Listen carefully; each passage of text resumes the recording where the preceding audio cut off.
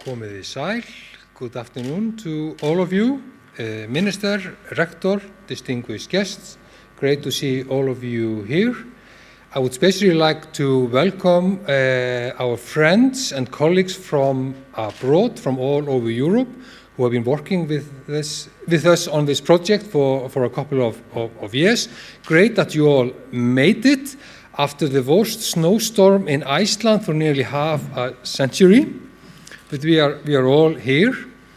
You have the program in front of you, so I don't think there's any reason for me to go over it in details. But we are going to focus on, as you all know, small European states and the so-called European migration crisis today and tomorrow. Next year, hopefully at the end of next year, we will publish a book on the topic, where the entire focus is on basically crisis response in small states, how small European states dealt with this crisis situation as we see it. I'm not going to waste your time. I think we should simply continue, and I would start by welcoming our rector, Jón Atli Benediktsson, to the podium. Jón Atli, gjörðu svo vel.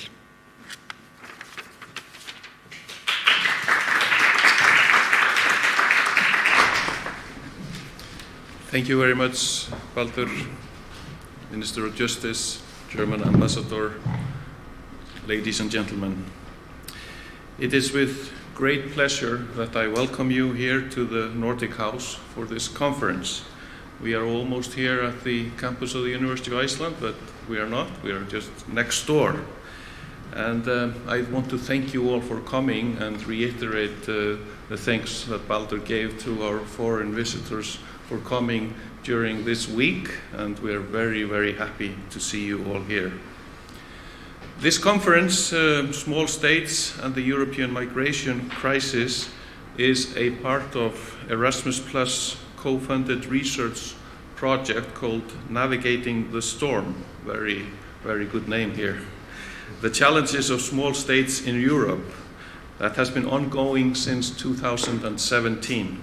And is just about to enter its final year. This project has created a network of 10 European universities that have been working together on delivering research within the field of small states studies, exploring the challenges that small states in Europe are faced with in the political turmoil that we have been experiencing in the last few years. You will hear more about the network and its deliverables in a few minutes, but I want to take this opportunity to emphasize the importance of international collaboration. Research collaboration in the international context like this one is extremely important for the academic community. Networks like this one create an opportunity for researchers from different parts of the world to work together in the research and address issues on the international level that are very important in the international reach. The focus of this conference is on small states and the responses to the sharp increase of asylum seekers that we have seen in recent years, especially in 2015 to 2017. This provoked heated debates within and between European states on, for example, burden sharing, political and cultural coherence, and border control. And although the impact of the crisis differed between states, it touched the whole continent. This crisis has tested the resilience and institutions of small states.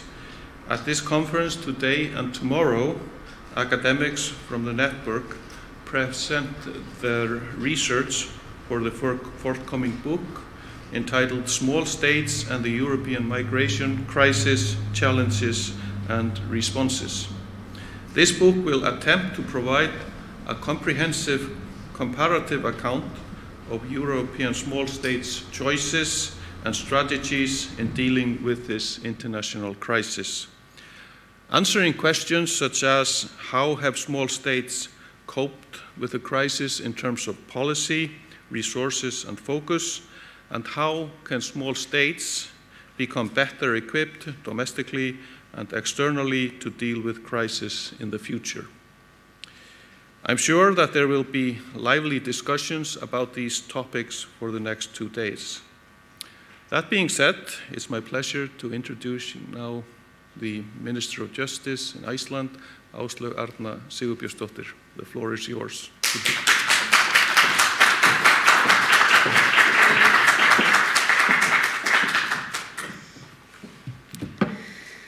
Thank you, Rector, distinguished guests, ladies and gentlemen. It gives me pleasure to welcome you to Iceland and to open this international conference on small states and the European migration crisis. I should like to begin by congratulating you on the publication of the book about small states and the European migration crisis. Academic publications on international policies have tended to highlight the actions and influence of the larger player among the world's states. Less attention has generally been given to the ability of small states to make their voices heard. Small states' strengths and influence in the international system is therefore generally underestimated.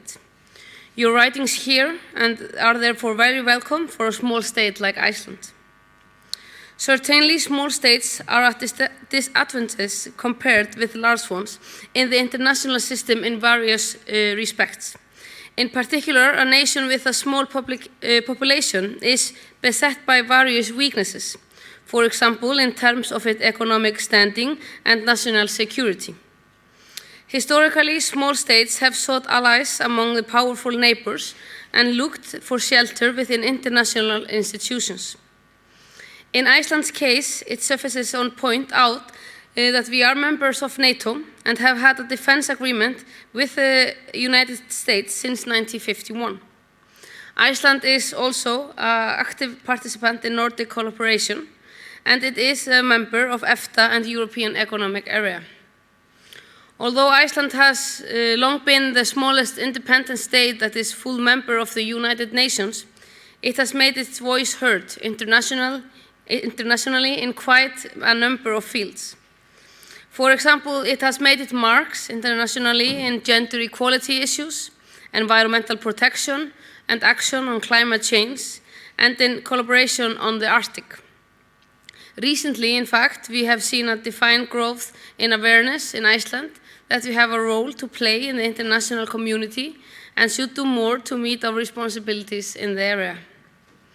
Small states often have a certain strength that they can use to earn themselves a positive reputation in the international arena. By choosing their priorities and focusing on particular issues, they can make an impact and stand up as a models in the international community as regards standards and values.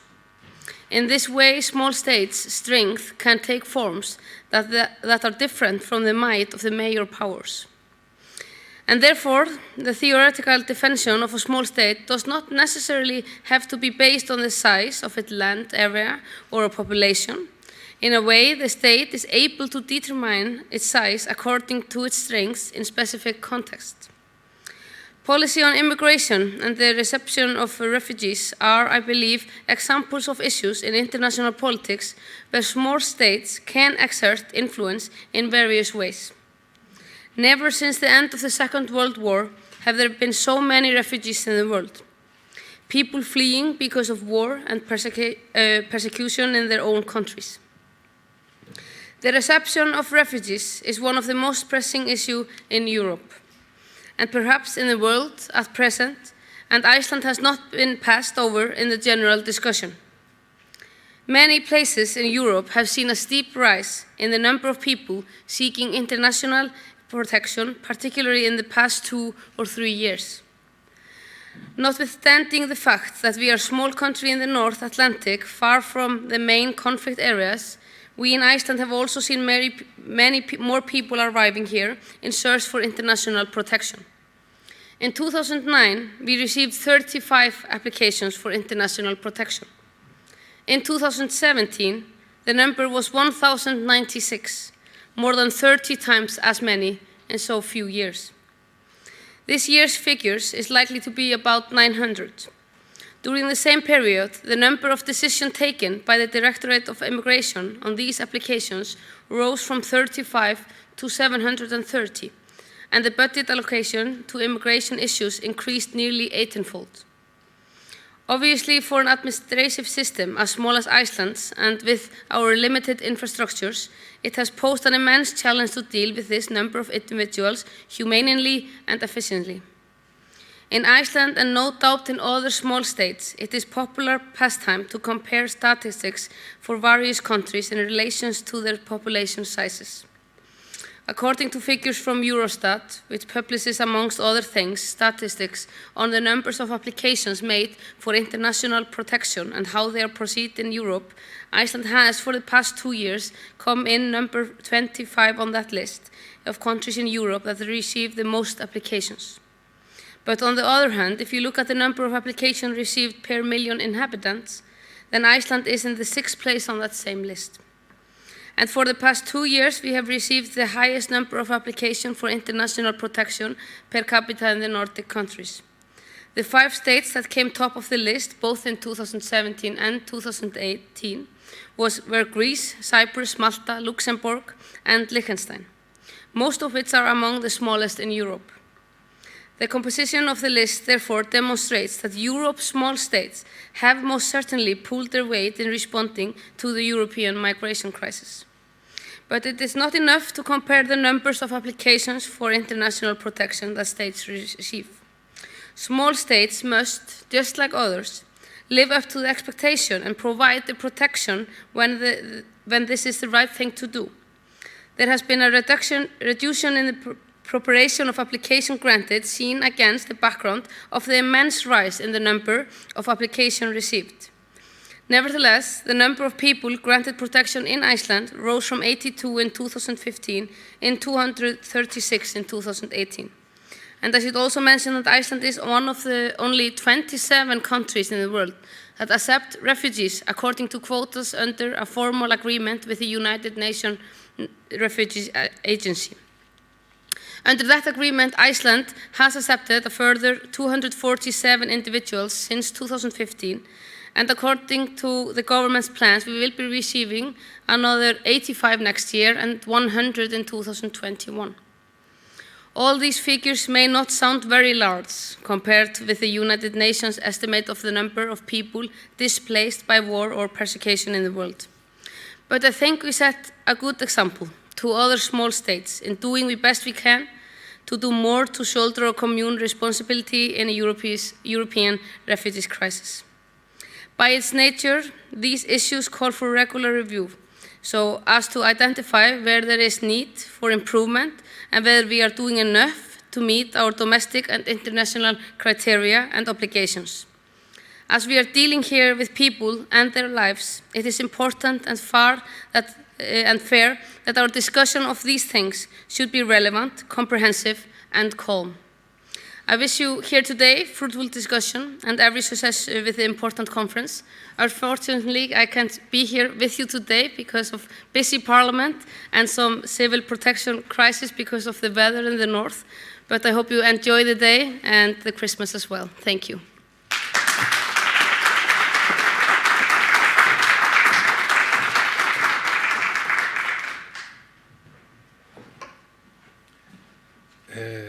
Thank you very much for an excellent speech and a good overview of Iceland's policy in the field, and I found it fascinating how you connected this all to small states. Thank you very much, and thank you very much indeed. Now, Thomas, our project manager, is going to say a few words about the project and the upcoming book. Thomas, over to you.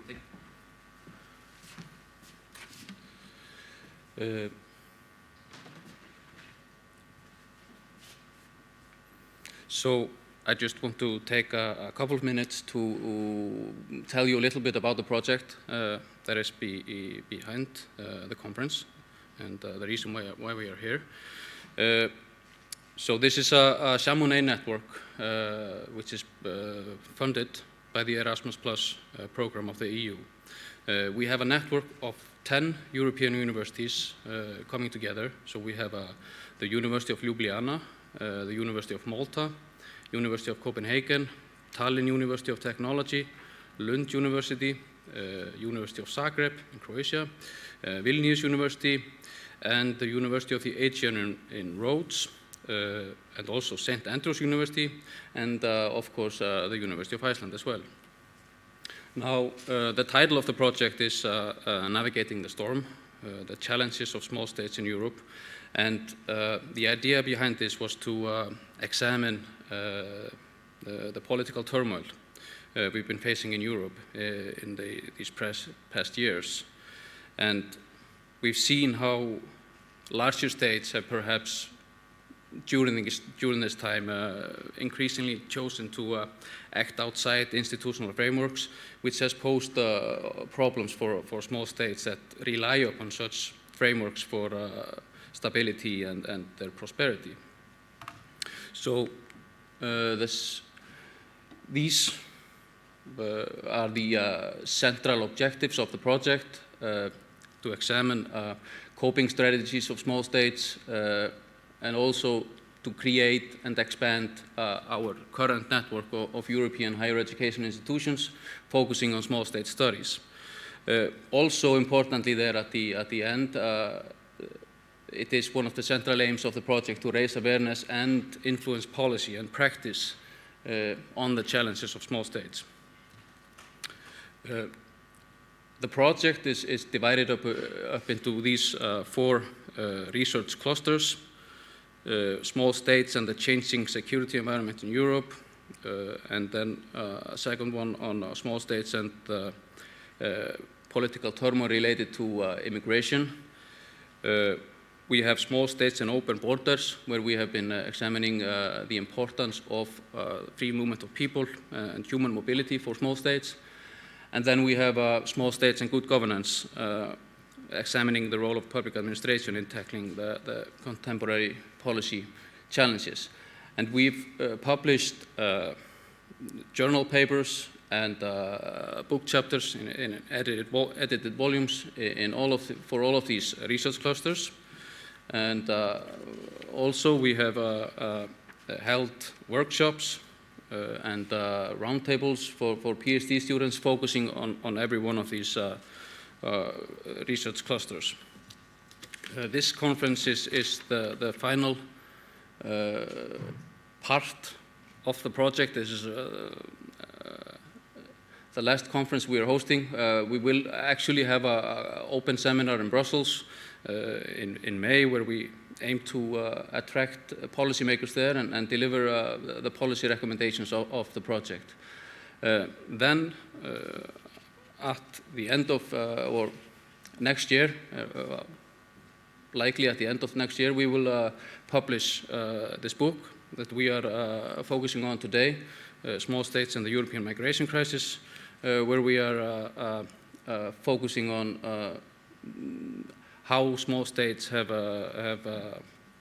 coped with the increased challenges they have seen following the migration crisis. With that said, I think I will give the floor to Hugo Brady, who is going to moderate the next session. Hugo is a former member of the cabinet of Donald Tusk. Stopped just, I believe, 1st of December this year. Retired now. And has retired, yes. So, Hugo, the floor is yours.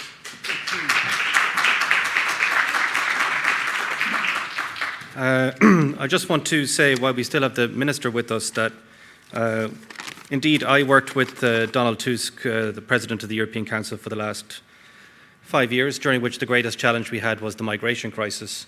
And I want to pay tribute to Iceland and the Icelandic Coast Guard for their valiant efforts with us through that crisis.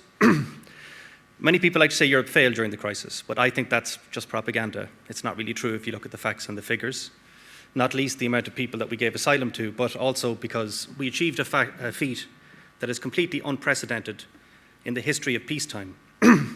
Europe saved 750,000 people's lives at sea. And the Icelandic Coast Guard played a very important role in that, first with the vessel Tyr, which I understand is the god of justice, I'm not making any comparisons, Minister, between the God of Justice and the Minister of Justice, but and also the surveillance help from fixed-wing aircraft, which we will hear about later. I just want to say thank you very much. And I think that far from failing, if you can name any other international cooperation in the world that can achieve that, I've never heard of any group of states together saving 750,000 people's lives at sea. So we can be very proud that we were part of that. Even if the crisis created many difficult political moments, especially for small states. And I have written, I'm very lucky to have this opportunity. I also want to thank Rector Benediktsson because for the University of Iceland's convening ability to bring together so many incredible experts to think about this issue. And also, only you, as far as I'm aware, are looking at this very specific angle, because in a way, small states, as the Minister pointed out, they have to do more as a proportion per capita if a small state, by far the most vulnerable state in this crisis was Malta. Malta has a population of less than 500,000. If Malta takes in 100 asylum seekers a month, it's like another country taking in 10,000.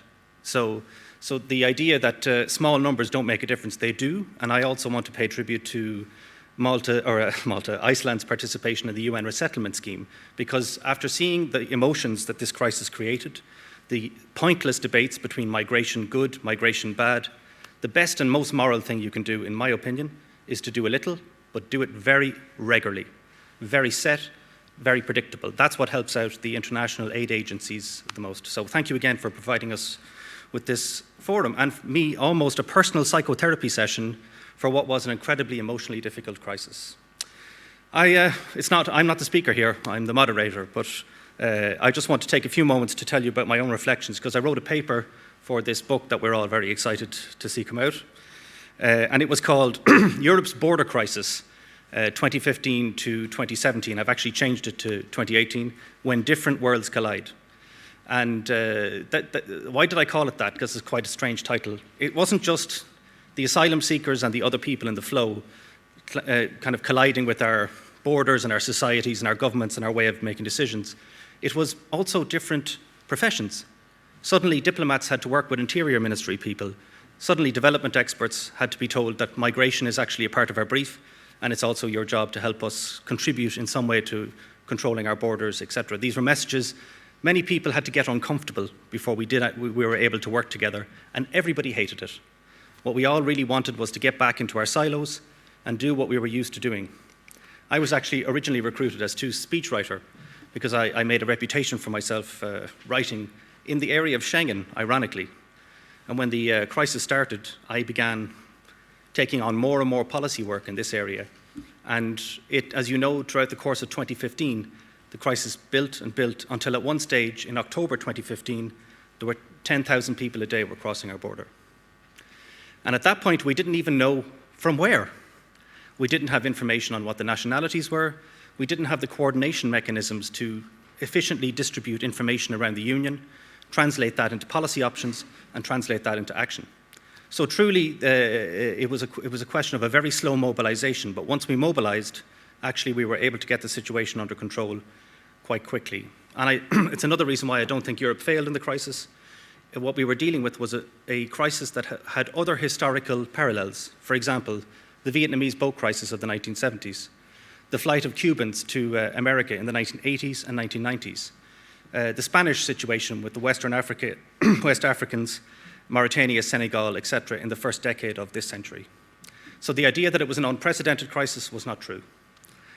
However, trying to get everybody on the same page, again, this is why I use the term when different worlds collide. Very similar people looked at the exact same crisis and saw it in different ways. For some people, it was an out-of-control border crisis. For other people, it was a pressing humanitarian emergency in which it was our job to take as many people as we could. So there were completely different perspectives depending on what your profession and what your background and maybe what your politics was too. At the end of the day, about 2 million people crossed our border in that time. And we have an old rule in the border guard community, which I met a lot of border guards in my life, and it's for every person that you see, you don't see another person. So I would imagine that the amount of irregular entries into the Union was quite a bit higher. And even today, our asylum application rates across the Union are are increasing, are still going up in strange places as people decide to now apply for asylum after a couple of years living in the black, as we call it. And the crisis is not over. Neither are the challenges for smaller states. 70,000 people have already come from Turkey to Greece this year. In my mind, that's not a normal flow of people. And when I looked at the challenges for smaller states, because as you know, one of the chief political battles in the Union during this time was over the issue of relocation, that all states should participate in a scheme of sharing out those who are coming. And for smaller states, I noticed in my paper that the pattern was very much, there was only two categories. One, if you were directly affected by the flows, or if you weren't. Those who were directly affected by the flows, I'm thinking about states like Malta, Slovenia, the Western Balkan countries in general, who are absolutely vital in the crisis. Austria, I don't quite consider a small state. And the states like Ireland, the Baltic countries, to a degree, Belgium, Luxembourg, who were not directly affected by the flows, but were affected by the politics. Because relocation became a very, very important symbol. And I think a lot of countries, and this is what I argue in my paper, looked at what it would mean not to participate in relocation. I come from Ireland. In the 1990s in Ireland, we had a huge scare over Nigerian asylum seekers. We were very, very worried that the country would suddenly be invaded because there were very high levels of what we would regard today as bogus asylum claims from Nigerian asylum seekers. In 2016, Ireland accepted its relocation quota of 4,000 people without one peep of protest. What was the difference? Well, I would say 20 years being civilized in the European Union, perhaps, but more accurately, probably Brexit. We did not want to start picking a fight with Germany over an issue that we could, if set against an even bigger strategic issue, we were not going to pick that fight at that time. And equally, if during Brexit, you would hear that the rest of the EU 27 had shown solidarity with Ireland. And this is the very word used to describe relocation, solidarity. So regardless of your personal view on the matter, this was a decision taken in the country's strategic interest. The Baltic states, in my view, we have better experts here, who I'll be inviting to take the floor in a minute. They looked at Russia. They said, our strategic priority is to protect ourselves from Russian aggression. This is not the right time to pick a spectacular political fight over a relatively small number of people. So even though actually some of them, and I'm thinking about Lithuania in particular in the European Council, there were some very sharp remarks between the president of Lithuania, Dalia Grybauskaitė, and Matteo Renzi, the Italian prime minister at the time, which they actually started screaming at each other. They still decided, no, we're not picking a fight over this. We're going to participate, and in fact, we're going to do everything we need to do because it's simply not worth it. For me, the two magical countries are probably, and we can have the debate over the next 2 days, Malta, because Malta was by far the most vulnerable and yet had very, very low arrivals. And to this day, we don't know what arrangement the Maltese had with the Italians over their search and rescue zone, because we had the greatest irregular mass migration by sea in history. That was this crisis. Malta barely had any real increase in arrivals during that time. So on top of that, diplomatically, they used the structure of the European Union and their presidency of the European Union in 2016 to greatly advantage their position and the kind of policies they wanted to see the European Union come up with. So I think Malta, given it's a very small country like this country, with an excellent diplomatic service like this country, I think it really played an amazing game. It was a very, very good example of a clever small state. The other country I would point to is Slovenia. Slovenia had mixed feelings about the flows coming through its country, and it was quite strategic in how the last thing it wanted to see was the reintroduction of border controls in the Schengen area, but it was quite strategic in managing real risks to its well-being, given the fact that these 10,000 people a day were also walking through Malta. Croatia was another interesting example. Anyway, without further ado, I'd like to call the panelists up so that we can begin the discussion properly. Where are the panelists?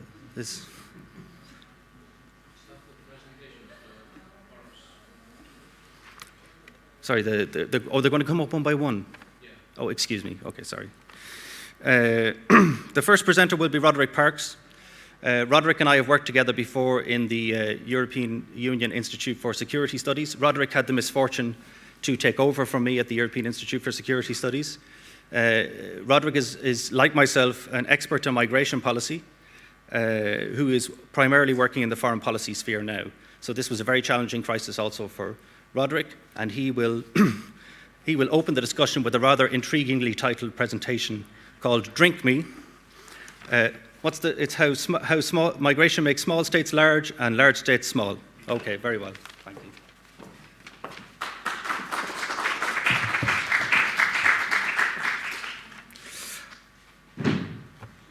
All right, thank you. I've been asked to be quicker than I am on the program, so I'm going to try to get through this in about 15 to 20 minutes. Let me start by saying I'm slightly embarrassed to be giving a keynote. There are people here who've been following this crisis much more closely than I have, like Hugo, and there are researchers here whose work I very much admire. If I have one qualification, though, it's coming from a very small place. I come from the Isle of Man. So we're watching the newspapers today to see whether we're going to get a Tory Brexit that decimates us, or a Labour attack on tax havens. But just to say that we feel the cold winds on my island as well, even if slightly more metaphorically than here. Anyway, I've been set an interesting question, but a difficult one. I've been asked to say something systematically about the experience of small states in the migration crisis. And as far as I'm concerned, the size of the member states wasn't the main factor that affected their experience of the crisis. And that's kind of what you'd expect in the European Union, whose geopolitics is precisely to reduce tensions between big states and small states in Europe. But, as we've already heard, it clearly was an issue of some kind. Basic geography was an issue. Population size was an issue. Size of economy, basic historical links to other parts of the world. This idea that geography was back. And that, for me, is the starting point. It's this mix between European geopolitics, which has this sort of shape-shifting dimension that allows us to play with old geographic features and cooperate around them, and how that went into a crisis in 2015, sparked by the migration flows. So, in my remaining 70 minutes or so, these are the three elements that I want to deal with. I want to say a quick word about European geopolitics and this sort of shape-shifting dimension. I want to say a quick word, secondly, about why the Schengen crisis was specifically a crisis in that kind of geopolitics. And then thirdly and finally, I want to get to the meat of the issue, which is how that then played out in the experience of small member states in the EU, and this sort of dimension of the crisis allowing small member states to be big and big member states to pretend to be small. So, firstly, on European geopolitics, there's a lot of talk at the moment in the Commission that the EU needs to be geopolitical. And most of that seems fairly sort of retrograde. It's about sort of power politics and buffers and so on. Actually, European geopolitics is very advanced and has been there since the very beginning.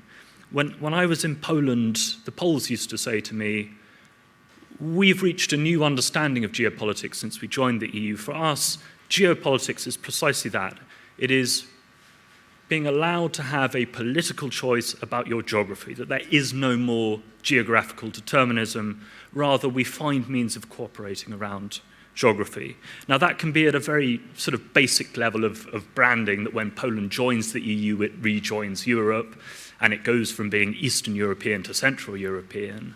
But it also means feeding into a specific kind of methodology, which is that you reduce the salience of borders, you build up physical infrastructure across borders, you start reframing specifically national issues in terms of cross-border issues, and to a degree you also embrace your own vulnerability, the vulnerability of lifting borders and trying to cooperate with other states. And there's nothing new in that. You know, you can find quotes from Robert Schuman going back to the 1950s where he specifically calls for a playful approach to geography and to borders, that we should no longer be trapped by borders and no longer be trapped by geography. And this sort of shape-shifting element then runs through the whole of European cooperation through its various phases. And you can see that then, for example, in the phases of enlargement, that the original EU is about sort of playing with geography around common borders, common customs controls, and so on. In the 1970s, you have an enlargement based around a wave of decolonization, dealing with states that have shrunk. Then in the 1980s, the wave of democratization. In the 1990s, the end of Cold War tensions, buffers, and having to take sides. And then lastly, a sort of Europe whole and free. So that I just wanted to set out quickly, that European geopolitics is about having political choice over your geography and cooperating in new ways around old geographic tensions. Second point is that for me, the Schengen crisis was specifically a crisis in that form of geopolitics. If you went back to about 2007, 2008, you would have said that it was the apotheosis of, this kind of playful geopolitics, the idea that history was ended, geography was ended, and that through sort of technocratic cooperation, you could overcome the differences between you. Schengen had been launched in the 1990s by a group of 5 states which trusted each other deeply. But in 2007, 2008, when it enlarged into Eastern Europe, there was suddenly a sense that, we can lift borders in places where we thought were sort of geopolitical fault lines, and we can do so confidently. If you talked to people in the Commission back then, they would say, we think that we can reduce the push factors of migration through sort of technocratic cooperation abroad. We will reform countries of origin until it becomes as apolitical for people to travel as it is for goods and capital to move across borders. Talk to the Commission people 10 years ago and say, what are your aims for migration? They would say, we want to abolish migration. Not meaning we want to create Fortress Europe, but meaning we're going to replace large-scale mass migration with human mobility, that people will cross borders apolitically. And we'll do that by reforming our neighbors until they look like us. Equally, I think the member states felt that they could reduce the sort of relative pull factors inside the European Union through technocratic rules. That by having common and basic standards, you could reduce problems like asylum shopping, that people would be choosing where to make a refugee claim based on language or economics or history. And at the heart of this was an idea of sort of market integration overcoming geography. So a decade ago, that was really the sort of high point for European geopolitics, for managed geography, for market integration over geography and history. The 2015 crisis for me is the crisis of that approach. It became very clear to us that we couldn't spread our rules abroad. And the sort of instinct then was to leverage market access that the Turks or the Serbians or the Tunisians or the Ukrainians involved, and turning that sort of arc of countries around us into a simple safety ring. It showed the limitations of the internal rules that we had in place, that, as I say, suddenly geography and history were back, and people coming in were choosing which country to go to on that basis. And if you were a country like Poland, which had joined in 2007, then for you, you'd signed up on the wrong basis. You had been told that for a while you would be guarding the EU's outer border because you could spread, Schengen would continue to expand outwards into Ukraine, into North Africa, and suddenly there you were permanently guarding the outer border of Schengen. So, European geopolitics is about playing with geography. The Schengen crisis for me is about the return of history and geography, showing Europe the limitations of what we can do in terms of managing our geography, in terms of lifting borders, and sort of managing geopolitics. And for me, and this is the third point, this is what plays out in the experience of small states, that you still have this sort of shape-shifting element to European cooperation, but it's suddenly individual member states are exploiting that as part of their response. And I pull out four sort of maneuvers. The first is that when the big member states play big, they end up supersizing the small member states. What I'm specifically thinking about there is when, for example, Germany takes unilateral decisions about its borders, when it opens them and then closes them with the EU-Turkey deal. What it actually does is ends up enormously strengthening the leverage of smaller member states like Turkey and Greece that have the sort of gatekeeper role that I think you describe in your book. The whole point of Schengen is that it has an integrated border management system. That means you never take unilateral decisions about your borders. Your borders are integrated with every other member state. And you never talk about opened or closed borders, you talk about border management. A good border is a well-managed border.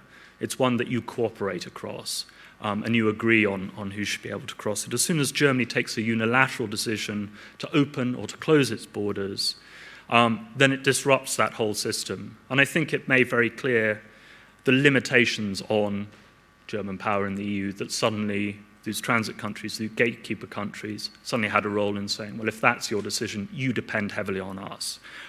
So that's the first sort of shape-shifting maneuver, that when the big states play big, actually it ends up supersizing the small member states.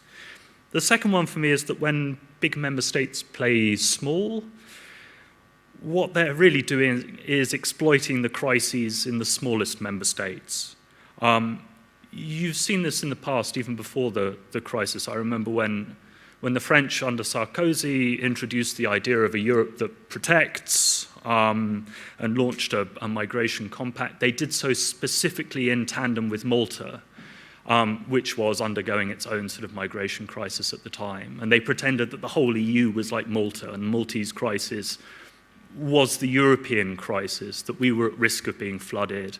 And precisely the idea of a state with a small population receiving actually a relatively small number of migrants was an existential crisis for the EU. But again, I think that happens even more extremely during the migration crisis. And again, I point to Germany there, that Germany at the moment in a way is playing small. Is, I think, at the moment hiding a little bit behind borders and a series of buffers into the Balkans and into Greece. And it does so on the basis that we need to protect ourselves from Turkey, which has this massive leverage over us. It can reopen the floodgates, push millions of migrants again into Greece. So we need this series of buffers, and we're going to hide behind them. Actually, we know that Turkey has no intention of reopening the floodgates. If it opens its borders to the EU, it loses control of all its other borders. So it's simply not going to happen. What is the case, though, is precisely that buffering system has pushed the crisis into a series of small hotspots on the Greek islands, and that's where Turkey has the leverage. It can push through a few hundred people if it chooses, and that'll create a crisis on the island. So this is the second thing, I think, that when big member states play small, actually what they're doing is trying to exploit the crisis in relatively small member states and then sort of pretending that that's the whole European situation. The third maneuver for me is that I think old imperial maps are sort of looming large at the moment, and as they do, then former imperial subjects have taken themselves off the map. What the migration crisis has done is shown that these old sort of historical ties of language, of geography and so on do still matter. And if I go to the big member states, then that very often plays out in this sort of 19th century sort of mental map. So for the French, it's about looking back to West Africa, North Africa, the Middle East. Italy in Libya and the Horn of Africa, the UK in Nigeria, East Africa, even Austria and the Balkans and Hungary. Those sort of old sort of imperial maps have somehow re-emerged, and that's the sort of cooperative frame that these member states are looking at. And at the same time as that's happening, the smaller member states, I think, are sort of removing themselves from the map. Malta no longer goes to Frontex meetings. It's basically creating its own policy outside the European framework. Cyprus has now no intention of joining Schengen, precisely because it doesn't want to create a sort of transit flow. And I think in a way that the two are linked, that if you talk to Cypriots or Maltese, they see quite clearly that North African states are in a way exploiting the Eurocentrism of larger member states, these old colonial links, and they want no part of that. So there's a sort of link there. So that's my third sort of maneuver, that as old sort of larger imperial geographies have made a comeback, you're seeing smaller states trying to take themselves off the map. And the fourth thing I'd mention, and I'll stop with this, is that I think as the EU plays small, its smallest member states are playing very big. So frankly, and because I'm going to Brexit tomorrow, apparently, the External Action Service, is anybody here from the External Action Service? No, good. Right, so the External Action Service, that's just me, is it? Okay. Has been fairly irrelevant throughout the entire migration crisis. Almost non-existent, because the mentality of European diplomats is to go out to the rest of the world and tell them how to run their affairs. And that's very different difficult in the migration crisis, where we no longer have the lessons on these things, and our moral authority has been damaged. So the EU itself is playing very small in this crisis.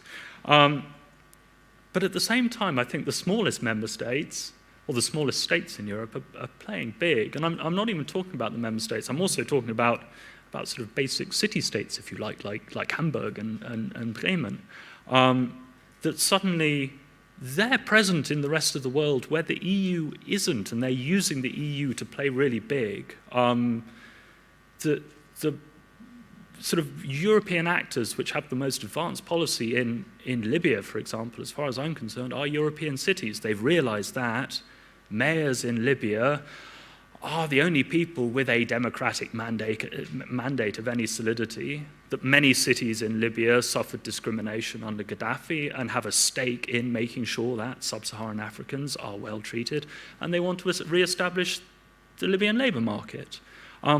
So whereas the EU as a sort of international actor has slightly taken itself off the main stage, you're suddenly seeing the smaller states playing a greater role outside, precisely because there aren't the same sort of hierarchies. They are able to cooperate with cities and new players abroad, and they're quite ready to learn from how other parts of the world are managing these things, which is something that we in Europe have slightly forgotten to do in the last 20 years. So these are my four maneuvers on how you get this sort of mix of European shape-shifting geopolitics, trying to manage geography, a crisis in that approach to geopolitics, and big and small states then using that sort of toolbox in order to improve their own position, play a bigger role or play a smaller role.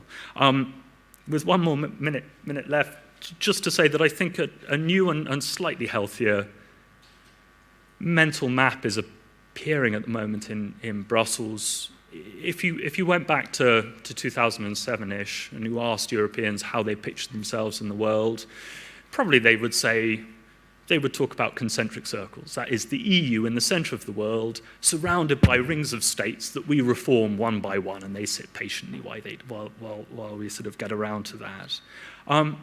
I think in the wake of the crisis, you've seen a slight shift there. In academic terms, we've slightly decentered ourselves.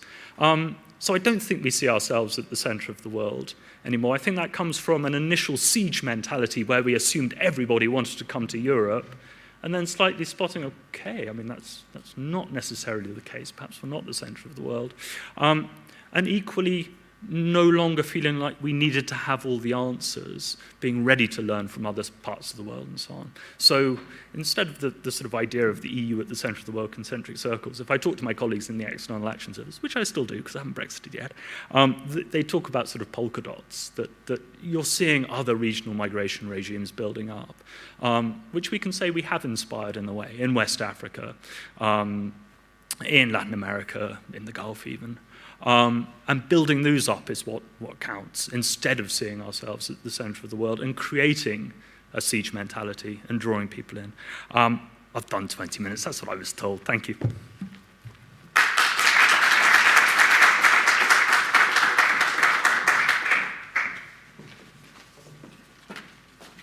Thank you very much, Roderick, for a very measured and well-structured opening presentation, which deserves the title of keynote.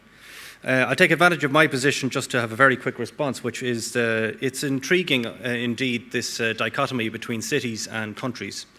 At one point in the crisis where a broader agreement on relocation wasn't possible, we had Barcelona, for example, protesting that it wanted 3,000 refugees and it wanted them now, which was not what we were hearing, while countries of many times the size of Barcelona would say, no way, we're taking 3,000 refugees, that's far too many. So this is what I thought the title of your presentation was pointing to. On externalization, I think the EU, one of my academic colleagues, Ivan Krastev, likes to call the migration crisis Europe September 11th. I think it's more like our Hurricane Katrina, where there was a certain loss of innocence involved in both, of course, but eventually we got smart. I don't really agree that EU external policy hasn't matured and been quite successful, even if we're still in the beginnings of that process. For example, one of the big products of the 5 years was the Valletta Summit, which produced the action plan between the European and the African countries over migration. We were quite dismissive of it at the time because it didn't deliver immediate results in a terrible ongoing crisis. But when you look at the difficulties of agreeing a global compact on migration, as we saw just in the last year, in fact, Valletta is one of the most striking steps forward in international relations on an issue for which we have very, very little international rules, very, very brittle international framework for handling migration at all. It barely exists at an international level. Indeed, I agree with you, history and geography is back, and one of the things that the Spanish diplomat said to me quite often during the crisis is, in order to survive the next crisis, which I believe is coming, we will need agreements from Turkey to Senegal to be able to basically have a framework in which to manage crises which could erupt from anywhere, because maybe everyone doesn't want to come to Europe, but look at Europe's geography. Just look at it. It's plugged into the Eurasian landmass, the only Western group of countries that are like that. The only ones where can be reached by land. You look at Australia, America, Canada, they're all remote in their own way or surrounded by oceans. Europe is the only one. Also on the issue about the crisis supersizing some countries in terms of their strategic significance, well, no better example of that is North Macedonia. North Macedonia was absolutely crucial to the crisis because for a long time the Greeks wouldn't speak to us. They were afraid if they engaged with the rest of Europe, they would become essentially a sort of holding pen for the rest of Europe with all these, and the migrants would be stopped. Greece practiced throughout the crisis a policy of waving through, even though this was against the letter and indeed the spirit of our rules. So they're my initial reactions to Roderick's excellent presentation. I can tell you some personal stories about remarks from President Erdogan, really gloating remarks about his temporary hold over the EU, but I won't go into that now. I would like to welcome, sorry, I'm just trying to, I'd like to welcome Maria Strumvik, I hope I get your name pronounced properly, the Deputy Director of the Centre for European Studies of Lund University, to talk about, indeed, an episode which made me very sad, which was the closure or the border checks being imposed on the Öresund bridge between Sweden and Denmark. So, Maria, you have the floor.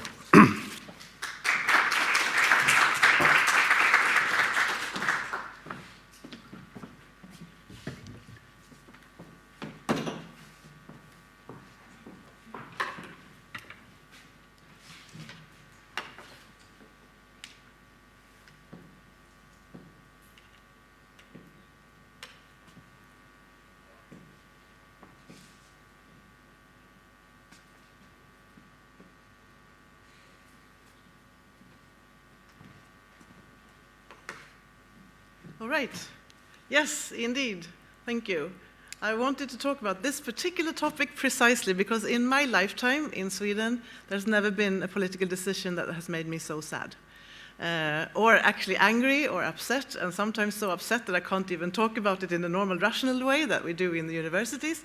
But this is the reason why I wanted to pick up this topic. And I'm really happy to be here.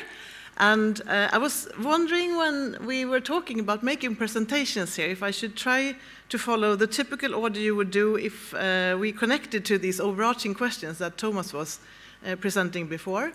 Or if I should rather, even more than, just follow my heart and actually show you from another perspective at ending up with the same question towards the end, why this is making me so sad and why I think this is such an important question for small states in general and for the whole of the EU. And I choose to do the second version. So I am going to coping on then obviously one specific coping strategy, if we want to call it that, of small states to the migration crisis. I also find it problematic to say that the EU had a migration crisis. The crises were in a lot of other places. It was a big inflow of refugees into Europe. I think that's a much more accurate term for it. So I'm going to talk about the coping strategy of Sweden to close its borders as a response to these events. And I'm going to end up where a big part of the book, the introduction to the book, is dealing with, namely the effects both on internal or effects of the inflow of refugees on internal state strategies and also on external state strategies. But I'm going to do so by focusing on the border controls, and I will end up with conclusions about this. And there's a lot of reasons why I wanted to talk about this particularly. I am an EU researcher. I have been doing that for at least 25 years by now, so I'm interested in the European Union in general. But I also have been growing up, and I live now again in the Öresund region. And this is a region that throughout centuries really has witnessed what and how borders tend to actually create insecurity rather than security. And I think that's important to remember because once we twist it around like that from the beginning, we may actually start to see some other things that, at least in Sweden, we have not talked about so much. And for those of you just who don't know where Öresund is, it is the water going between east of Denmark and the southern tip of Sweden. So it's, I don't know, maybe 50, 60-kilometer stretch or so, which, if we look at it in historical perspective, we can see why this waterway was so important for the people, not only living in the region, but also in other places.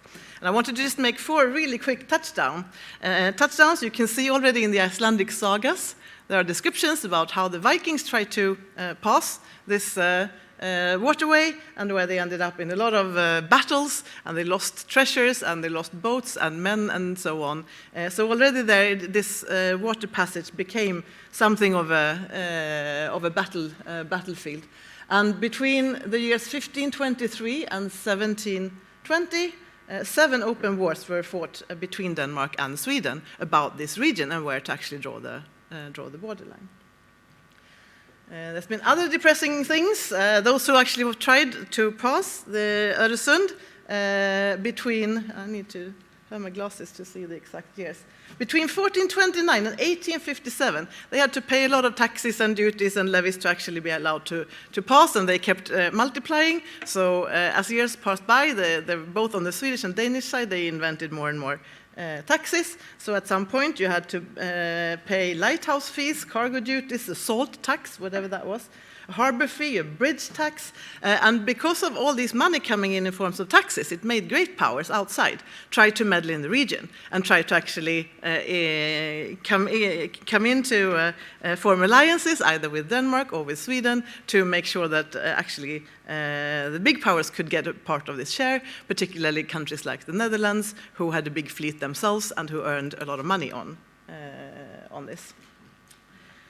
The border has also always been a divider of loyalty, and it has been sort of reinforcing this idea that nations and nation states and nationalism is an important part. Where I work at Lund University, we are certainly seeing this. This is the logotype of Lund University.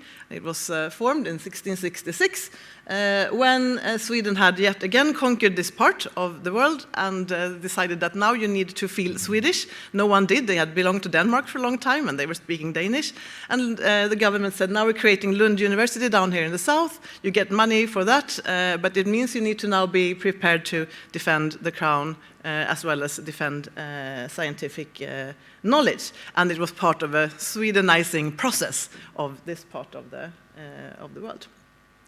But the border has also been a control station in a lot of ways, and this is maybe just a little curiosity because it didn't go on for a long time, but there was even one Swedish king who used the borders to keep people inside Sweden. They were not allowed to leave, and he actually for a while imposed the death penalty for crossing from the Swedish side to Denmark. You were supposed to stay inside Sweden. He didn't care if people came in, but you were not allowed to leave. So it's also showing that borders can be used in a lot of different ways. And then I just wanted to put out, before I come back to today's situation, that there's also been, and that's why I think this is such an important issue, there's been a lot of occasions also where then brave people, brave ideas have been starting to cross the border and defy borders, and actually try to sort of, in a sense, almost revolt against borders. In Öresund, again, there were of course, a very strict border between occupied Denmark, when Denmark was occupied by Nazi Germany, and Sweden, which was not, so it was sort of also a border in a sense between Germany and Sweden. And then there were a number of citizens' initiatives formed to smuggle Jews outside, to be able to leave Denmark and get into Sweden, and among others was the Elsinore Sewing Club, which used this boat, among other things, to actually defy the border and try to do something about it. And the most dramatic of all, and I would say the most dramatic in the world, at least since the Peace of Westphalia, was of course another version of defying the borders, that is the invention of what is now the European Union. And I could have put other dates here, but I choose the signing of the Treaty of Rome as to say that this is when the idea was formally accepted, that the main idea is we're going to get rid of our internal borders. And that is not a little thing, and that is still not really happening in a lot of other places in the world, and this has certainly not happened as, what should we say, in such a deep way in any other parts of the world. So what happened with the Öresund region once this idea came out is, of course, it was at least a very sort of sunshine story. It was a sunshine story for the EU. It was a model region where actually two borders physically just disappeared. There was a border, so there were border controls before on the Danish side, on the Swedish side. Once the bridge was built, there was no physical sign anymore. You could travel around however much you wanted. You could not see any physical manifestation of a border. There were no borders. And the previous borders had been at the ferry terminals, but now, of course, you didn't need any ferries anymore. So the bridge was there. New stations were built under Copenhagen Airport. I don't know how many of you have seen it, and also under Malmö. So it was just a smooth, completely open region where suddenly you had sort of Öresund citizens suddenly. And the EU certainly had delivered in this sense. There was no taxes paid also, there were no uniformed personnel. They were actually those who were there, like the customs personnel who were checking if people were bringing drugs or something, they traveled on the trains. So the border was actually going across the bridge on a sort of ambulatory border rather than being a physical border. So with this, we could also see in this region what actually happened when you get rid of borders. People started to move from both sides, and they started to change places where they worked and lived, so they started to live in one side and work in the other side. This was happening actually, in a sense, quicker than most had predicted. It also meant that a lot of innovation companies, because this is a region with several big universities, started to invest more in new innovation technology, new companies, and not the least, there was a decision that Europe was going to have the world's newest and largest neutron scattering facility, where you shoot neutrons and you do research. Sorry? It sounds very dangerous, and we don't know. They were supposed to start this year, but I think they're still building it. But that is just as a sign of, and it was possible to do that because you had both Copenhagen University and Lund University so close, and now it was like a border region. And even if it might not matter so much, but Danish and Swedish people count. They have different names for the numbers, so they had very difficult before to say what something costs if you go out and you buy a train ticket or a beer in the other place. But they even actually started to learn each other's numbers, how to count in each other's languages. So this was, in a sense, a very big sunshine story, until, of course, the flow of refugees into Europe started. And here is where the whole discussion, of course, started in Sweden. How do we cope with this? Well, first of all, it wasn't a discussion that started until very late, but it did set off. And in 2016, in January, suddenly this is what it looked like.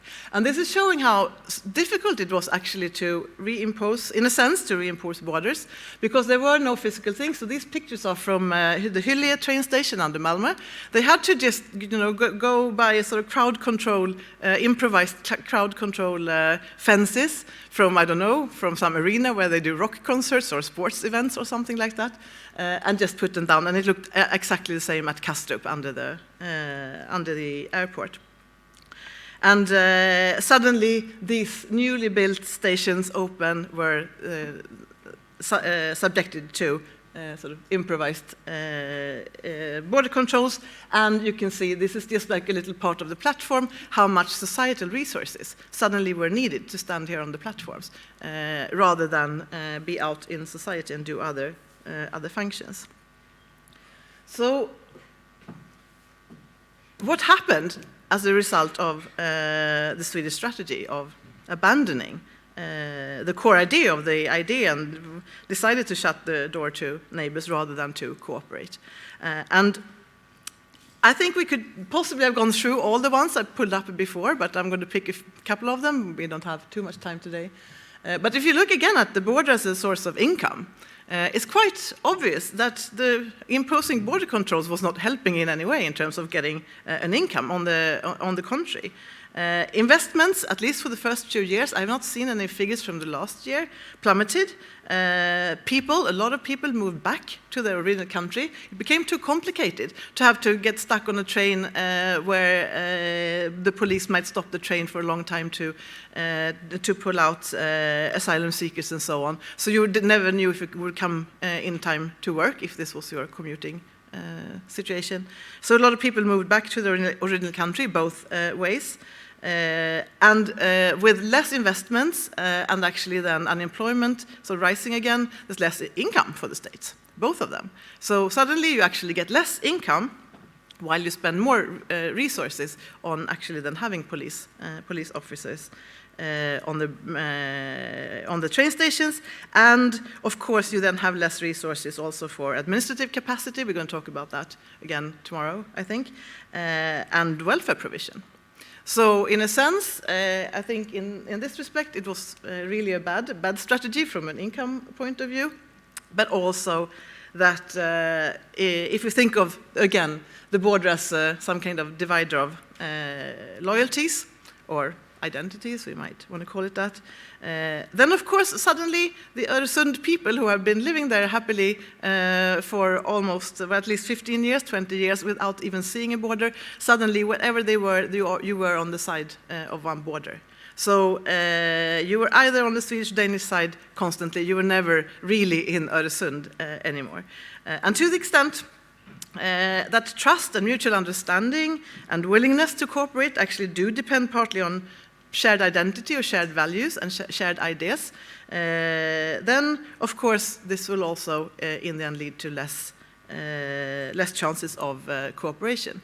And I must say that it is surprising that we talk so much about the Nordic Council and Nordic cooperation, but I see very little effective cooperation between the Danish and the Swedish government. I would say pretty much none, which means that had they cooperated, they, on the one hand, could have solved this differently, and also, of course, cooperated with other states.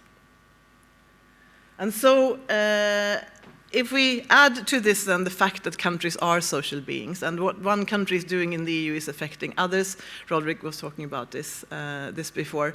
And so once one state, like in this case Sweden, just starts to not care about the core ideas, not only of the EU, but of the Schengen Agreement, and I would say in defiance of EU law, there's always a debate about this, but in defiance of EU law is actually just disregarding the rules they have signed up for.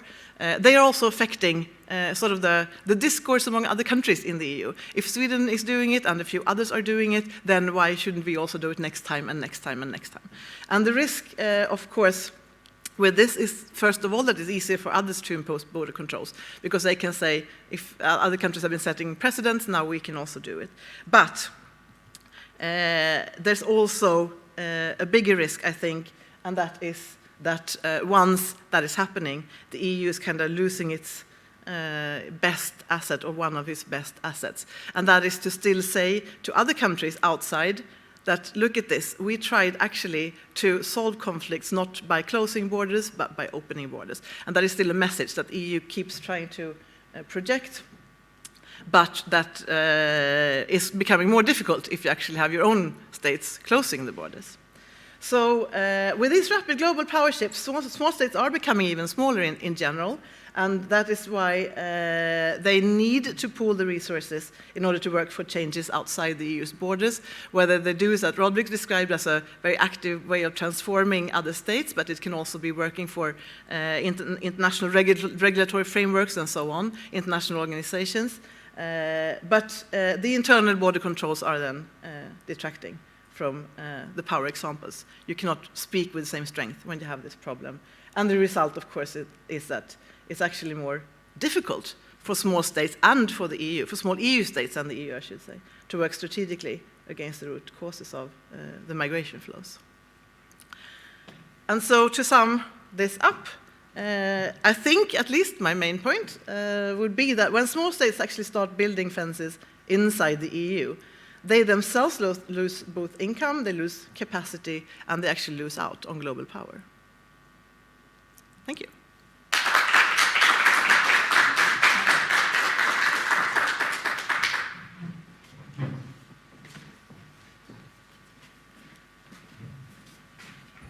Thank you very much, Maria. You are, of course, familiar with the Scandinavian crime noir, The Bridge. Yes, well, my favorite. I could have guessed. I could also fully expect a new episode or a new season of The Bridge, where you are a kind of Schengen terrorist who explodes the infrastructures there, because indeed it was one great symbol of European unity. And I remember also hearing how much Sweden and Denmark had invested in the Öresund region as basically one economic area. No, we don't think about it as two different countries, and even with two different currencies, I mean, that was amazing. It reminds me of Northern Ireland, because that's why the EU, many people are very interested to see how Northern Ireland suddenly became so important in Brexit, because the EU was the only thing that could make that border not matter. And whether we like it or not, we've moved from a time of 30 years of integration to a period where people want to switch the lever to disintegration. And what we learn about disintegration is once it starts, it just keeps going. And everybody gets smaller, weaker, poorer, and there's more conflict. So, and thank you very much, Maria, also for underlining many times and very effectively that Schengen is a completely unique achievement in the world. Open borders between sovereign countries doesn't exist anywhere else. We're the only ones who managed to do it. And Schengen didn't only dissolve internal borders, it also created an external one. And that's what the great battle in the European Union over the last 5 years has been: who's going to enforce the external border? Because that's the only way we can keep internal borders. Otherwise, everyone gets to say this, that, and the other. And I thought your presentation also threw light on, well, Sweden and Denmark were two countries with very, very, very different approaches in the migration crisis. Sweden wanted to lead by example and took an awful lot of responsibility on its shoulders, the most affected country by capita and the most generous. And Denmark would have, what I have learned from reading the literature in this project, sort of hid in the jargon of small states research because it wanted to be as unnoticeable as possible with some pretty tough policies, and also it wasn't able to stop the crisis continuing into its neighbour, whereas Sweden very much wanted a European approach where everybody would, even if it didn't help Sweden very much, at least everybody would try together. It was an incredible argument. I'd now like to invite, I said in my remarks that the Western Balkan region was incredibly important to the finding the eventual interim solution to the crisis. So with no further ado, I'd like to invite Dana Lusa, Associate Professor from the University of Zagreb, to discuss the Western Balkan countries' roles as gatekeepers in the crisis.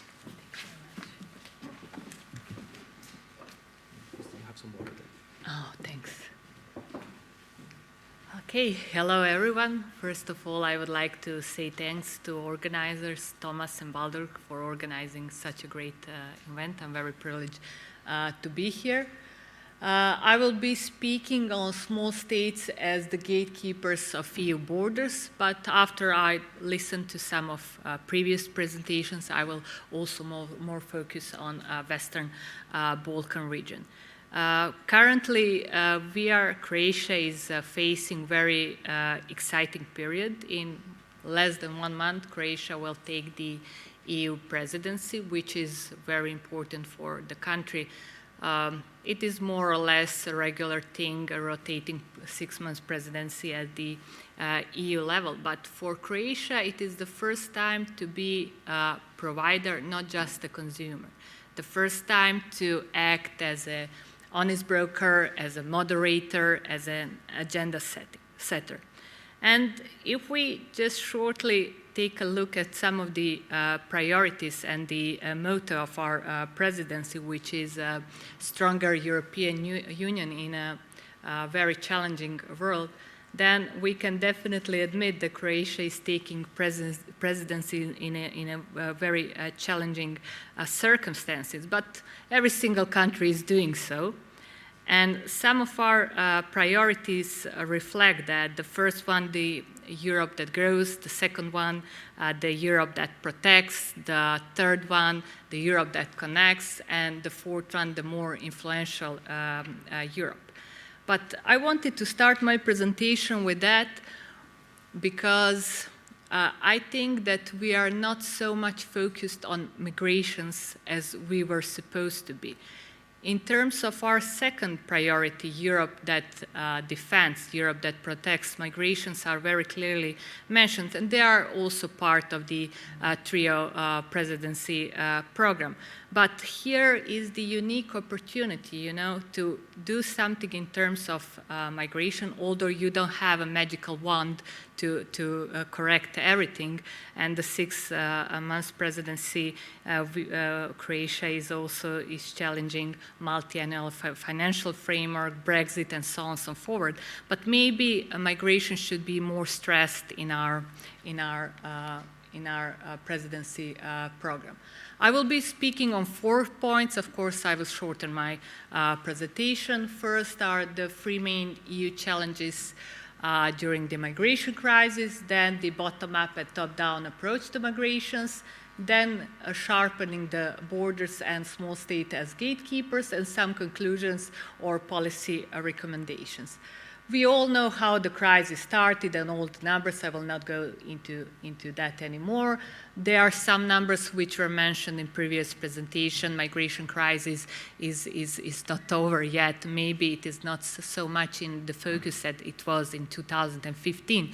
But we definitely need to accept the fact that migration crisis is still here and that migrants are still at the borders of the European Union and within the European Union. Of course, borders are very much important, but after Maria explaining very well example from Sweden, we all know that different countries introduce different border controls and barbed wires or built walls. Here you can see some of the examples. But why I was mentioning migrations? I wanted to show you one of the examples very near the external border of the European Union. This is Camp Vučjak in Bosnia and Herzegovina, which is closed 2 days ago. But I wanted to show you some of the some of the photos from that camp and the living conditions of migrants which are stuck somewhere in between one and the other EU member states. They are in the European continent, just 100 kilometers from the border and even closer. There are 5,500 people living in this kind of conditions on a chemical, former chemical dumping site. So can you imagine what kind of health challenges, what kind of living conditions these people are facing with?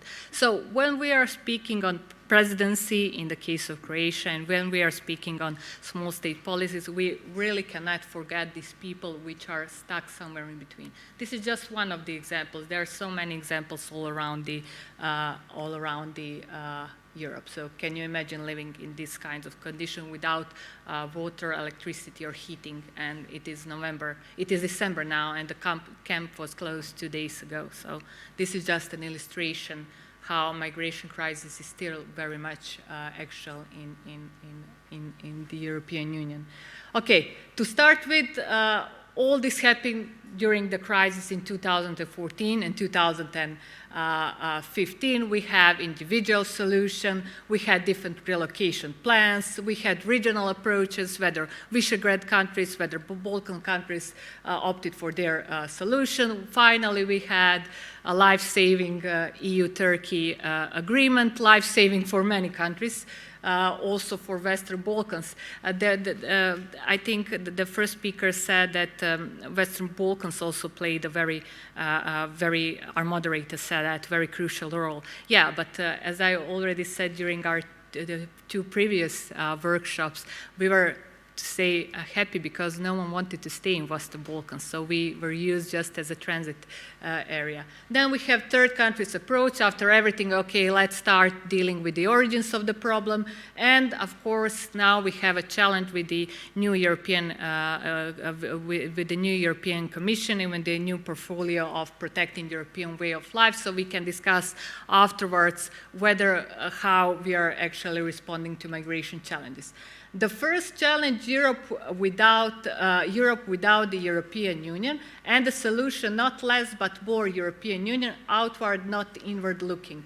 So all the challenges the European Union faced during the migration crisis can be put into this sentence. It can be found in this sentence: Europe without the European Union. So there are so many individual solutions, so many raising the questions of sovereignty versus the European Union solutions, so many regional groupings, and the solution would be, of course, not less but more European Union. And I think we are all striving for that, because EU sovereignty is born out of the member state sovereignty, so we cannot just look at the one side of the picture.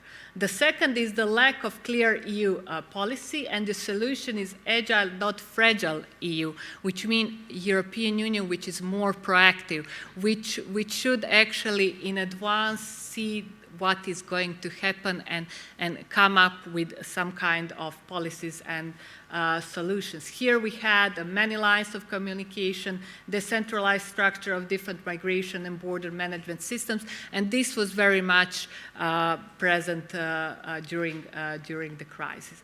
The third challenge was division between member states, and we are still feeling that division even in other issues. If we are speaking about multi-annual financial framework, then we have 70 member states on one side, the others are on the other regarding the cohesion funds. Here we had those states, and it was also very well formulated before, those states which were affected by crisis and these which were not. And this is a huge and important thing, because those which were not affected by crisis could not, deal with such a numbers of people and could not even pass them on.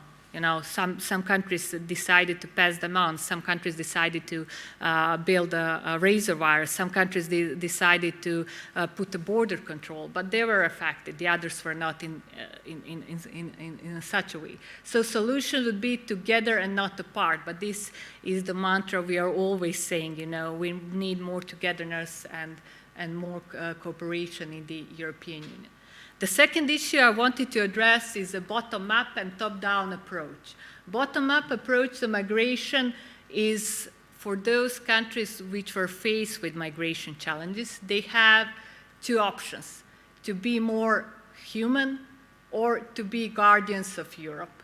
So there were some people who were saying that those countries which closed their borders, they just wanted to guard their way of life, to protect their citizens and so on and so forth, while the others which were accepting migrants and refugees show this more humanitarian side of the story. From the top-down approach to migration, we have securitization and we have rise of populism and authoritarian tendencies. So every single decision which was proposed by the EU was actually reflecting in different policies coming from the EU member states. The entire questions, the entire policies, the policies were securitized, the societies were securitized. We can see that from the example of Hungary and some other Visegrad countries. And of course, it resulted with the rise of populism and authoritarian tendencies all around Europe.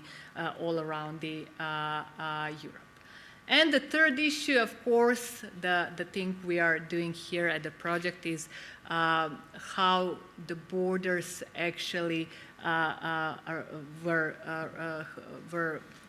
doing their part of their share in the entire crisis. So we have this dilemma: EU without internal border versus fortified external Schengen borders. And we all know what that means. The entire idea of the European Union was, and the Schengen area was, to be without the internal borders. And at the end, we actually ended up with fortifying Europe and creating Europe which is fortified from the rest of the world. And the third issue I wanted to address, how small states actually reacted or acted as gatekeepers. They had different foreign policy strategies, which are also a result of their internal challenges.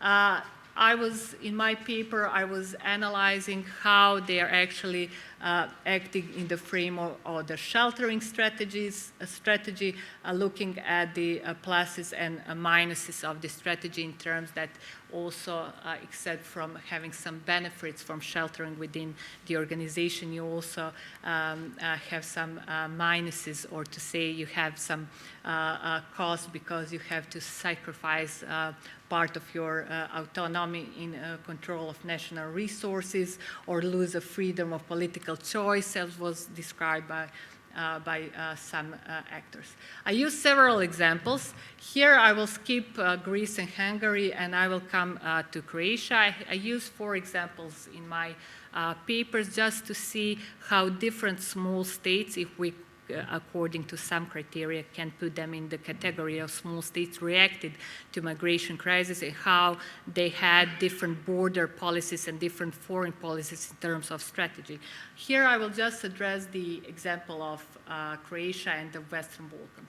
What this crisis brought to the region of Western Balkan is the focus is again after the war period on the region.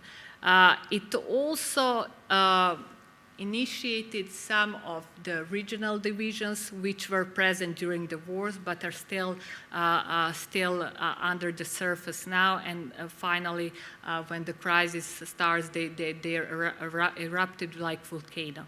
I showed you an example from the Vučjak refugee camp, and can you imagine this kind of camp in a divided country such as Bosnia and Herzegovina? So maybe you can ask how come they did not close the camp and removed it somewhere else. There are several answers to that question. The first answer is that migrants, of course, want to be near as possible to the border of the EU member states, and they are calling this game playing. So they are trying to cross the border. If they succeed, very good for them, then they can continue to their final destination, which is not Croatia after all. The second thing, the second solution would be to transfer or to close that camp and transfer it to some other city in the Bosnia and Herzegovina. But how can you do that? Then you have divisions between Republic of Srpska and the Federation of Bosnia and Herzegovina, who are just juggling with the migrants in terms of who will accept them and under which conditions. And then you have all those atrocities and differences between the actors within the region. Even when the crisis started, we had disputes between Croatia and Slovenia. We had disputes between Croatia and Serbia. We had disputes between Serbia and Bosnia and Herzegovina and Croatia and Bosnia and Herzegovina. So all these circumstances need to be put to take into account when analyzing the role of migration crisis in the region. Then we had domestic issues like this example from the Vučjak refugee camp. We had this mantra of all countries in the region actually going for this humanitarian approach. So actually, we were those who are helping, we were passing the migrants through, and we were passing the burdens through to the other EU country. This is one of the reasons why we came into the conflict with Slovenia, and afterwards with Austria, and so on, and so forward. And finally, after the EU-Turkey agreement of 2016, we could not just apply for this humanitarian approach. We actually, Croatia had to take the responsibility as a security provider of the external EU borders. And this came with huge challenges, with huge challenges. First, there were some reported pushbacks, and Amnesty International was also applying and writing on that and saying that people are not treated as the way they should be treated. We started to contribute to the security of our sheltering parties for the first time, and doing a good job in protecting the EU borders. We actually, Croatia got the green light from the European Commission for fulfilling all technical criteria for Schengen area membership, but there is a huge price for it, because the border between which Croatia is taking care of is longer than the border between Finland and Russia. It is more than 1,000 kilometers long, so you actually need to protect every single part of the border, and this is a huge, huge challenge for small states. Of course, there is EU help, there are now different policies, but we need to be proactive in thinking of that. And I'm coming to the end of the presentations on some of the policy recommendations, which I also mention and elaborate more in my paper. The EU should put much more effort in coming up with long-term solutions. This is clear as it gets. Then we should have a directive to harmonize admission conditions and rights for all categories of non-EU nationals. The Dublin system, as well as the Schengen, need to be reformed. We need to have a stronger and better managed and protected borders, which is obvious from the cases of small states which are either Schengen or EU external border states. And you mentioned the case of Malta, which was very successful in doing this. There should be a stronger mandate to European Border and Coast Guard Agency. a standard corps of operational forces has been built and also will be deployed to protect the borders and to help the nation states. And then you have, especially with the small nation states, the problem that they are fearing of losing a part of their sovereignty in decision-making process. But actually, if you look, everything is on then at the end. And of course, we should enforce the European Agency for Asylum to manage asylum procedures faster. The two agencies should be working together. We need to stress the final decisions are in member state hands. There should be a full respect of human rights. In the cases I analyzed, there are so much complaints on the states which are protecting European borders on violating human rights, and I think that we all should focus more on that. And at the very end, I thank you very much for your attention with this picture, where there is a huge challenge in front of the new European Commission in tackling migrations, but also all the other issues the European Union is facing with. So thank you very much.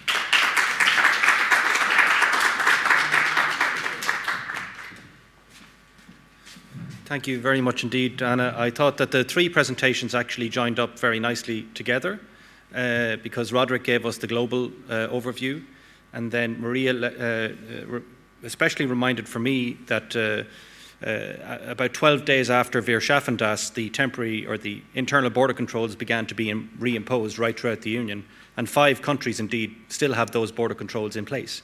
So actually, if you like the migration crisis, it collapsed the Schengen area, and we still have only a partially functioning Schengen area. Specifically on Dana's presentation, I remember very well the very first response to the crisis was to try and build up reception infrastructure in the Western Balkans. And I remember participating every single week in a Western Balkans video conference in the Crisis Centre of the European Commission, where countries would all meet up to lie to each other about the numbers of people crossing over their borders, because the obligation on states is that once asylum seekers cross your border, you have to register them, and once you register them, they become your responsibility. So everyone, as long as the route was open, everyone was terrified that at some point, I compared it in my paper to a game of musical chairs, where as long as the music keeps going, everybody sort of keeps playing along, but everybody's very, very conscious of when the music's going to stop, because that means the borders will eventually close, because the situation, as chaotic as that, cannot continue. And then you will be stuck. Who will be stuck with the most number of foreigners in their country? And this was very much what I saw the operational people sort of doing under the table in that conversation. And Dana, can you remind me, the Prime Minister of Croatia at that time was Milanovic, am I right? Yes. Yes, well, he came to the Leaders' Summit where we agreed to set up this system, and he said, in Croatia, he was so blatant, he said, we do nothing. They come to the border, we put them on the bus, bring them straight over to Slovenia, and then we pass them along. My point is, I'm not labouring the point, is just to say it's very easy to offer hospitality in someone else's house. You know, I can say, if Thomas comes to me and says, I'm in real trouble, Hugo, can you help me out? I'm there, absolutely. Balder has an amazing place, and his place, you can go and stay there. You know, that was the politics of this crisis. Eventually, someone had to shout stop. And the Western Balkan countries, they became this, if you like, once Germany, because it was the first country to reintroduce internal border controls in Schengen, it then became quite automatic that there would be a border closure, coordinated border closure in February 2016, even before we had the Turkey deal. So this was the first thing we had to do, was to have this coordinated border closure, full well knowing that it would end in North Macedonia, where there were some very ugly scenes, but it was necessary to restore order in that during that period. So I just wanted to end with that thought. I understand from the organisers there will now be a 20-minute coffee break, where we have a chance to digest all of those excellent presentations. I really enjoyed them. And then we will we'll have a panel discussion afterwards with 2 practitioners. So let's break for coffee now. Please be back on time.